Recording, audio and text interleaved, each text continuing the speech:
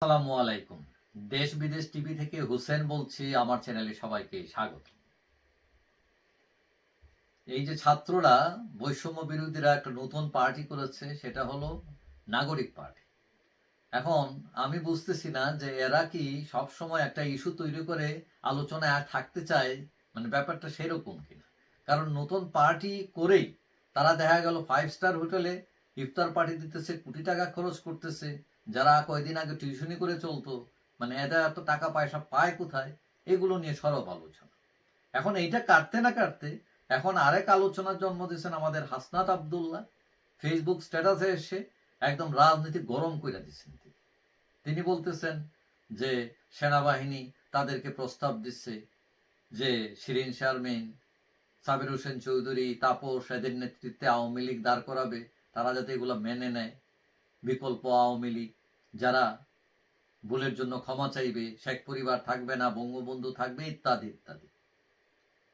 এখন এইটা নিয়ে বিভিন্ন আলোচনা, এই ছাত্ররা তারা মানতেছে না এগুলো নাগরিক পার্টি।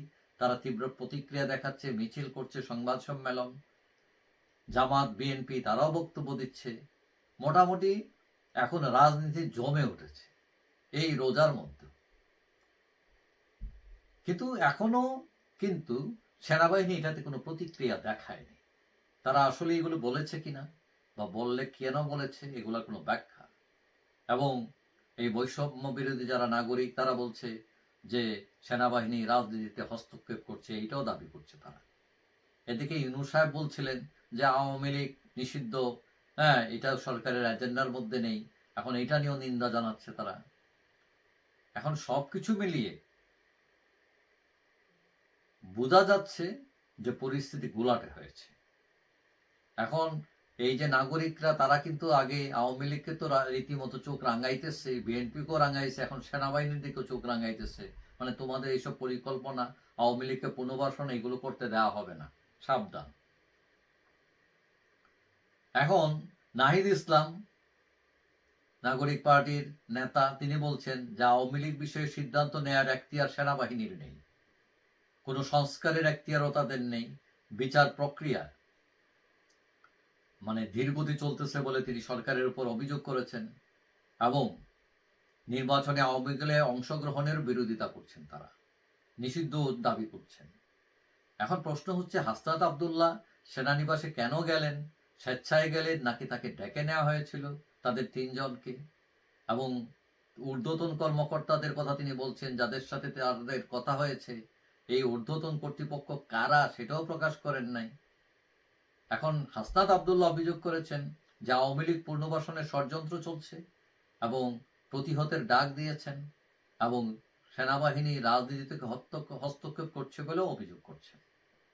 এখন কথা হচ্ছে, আওয়ামী লীগের কেউ কেউ দোষ করেছে, এটা সত্য, কিন্তু সবাই তো করেনি। একজনের কারণে সবাইকে আপনি অযৌক্তিকভাবে শাস্তি দিবেন, এই রাইট তো আপনার নাই। এখন এরা তো একটা ইমোশনের মধ্যে আছে, এই ভাবাবেগে আচ্ছন্ন হয়ে রাজনীতি, কিন্তু রাজনীতিতে ভাবাবেগের কোনো মূল্য নেই।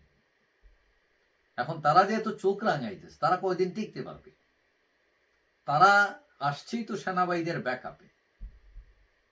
এখন তারা সেনাবাহিনীর দিকে চোখ রাঙাইতেছে, সরকারের দিকে চোখ রাঙাইতেছে, বিএনপির দিকে রাঙাইছে, আওয়ামী লীগ তো আছে, জাতীয় পার্টিও আছে। অর্থাৎ তারা কাউকে কেয়ার করছে না। কিন্তু তাদের যে তলায় মাটি নাই, সেটাই তো বুঝতেছে না, তারা যে চূড়াবালির উপর দাঁড়িয়ে। এখন তাদের কিছু কিছু সাফল্য যে নাই তা না, ছাত্রদেরও কিছু কিছু সাফল্য আছে। কিন্তু রাজনীতি করলে তো একটা প্যাটার্নে করতে হয়, একটা যুক্তির মধ্যে। রাজনীতি হচ্ছে বিজ্ঞান, এটা যুক্তির উপর প্রতিষ্ঠিত। এখন আপনি যদি যুক্তি থেকে বেরিয়ে যান, তাহলে আপনার অধঃপতন হবে, এটা নিশ্চিত। শুধু একটা সোজা কথা বললেই হয় যে সেনাবাহিনী যদি উল্টে যায়, এই যে তথাকথিত বিপ্লব, এই বিপ্লব কিন্তু ওই ধান ক্ষেতের মধ্যেই মারা যাবে। সুতরাং ছাত্র বলেন, রাজনৈতিক দল বলেন, সবাইকে যুক্তির আড়ালে, যুক্তির তাগিদে রাজনীতি করা উচিত। হ্যাঁ, আওয়ামী লীগ দোষ করেছে, যারা যারা দোষ করেছে তাদের কাঠগড়ায় দাঁড় করাও, দ্যাটস ফাইন। কিন্তু মারে ফেলবো, কেটে ফেলবো, অমুকের দিকে চোখ রাঙানে তমুকের দিকে, this is not a politics. আশা করি সবাই বুঝবে এবং যৌক্তিক রাজনীতি করবে, কারণ দেশ তো একটাই, এটা সব মানুষের দেশ। কেউ যদি খারাপ হয় সেটাও আমাদের দেশের মানুষ, তাকে ভালো করার দায়িত্ব আমাদের। যাই হোক, সবাই ভালো থাকবেন। আশা করি দেখা হবে অন্য কোনো ভিডিওতে ইনশাআল্লাহ। আল্লাহ হাফেজ।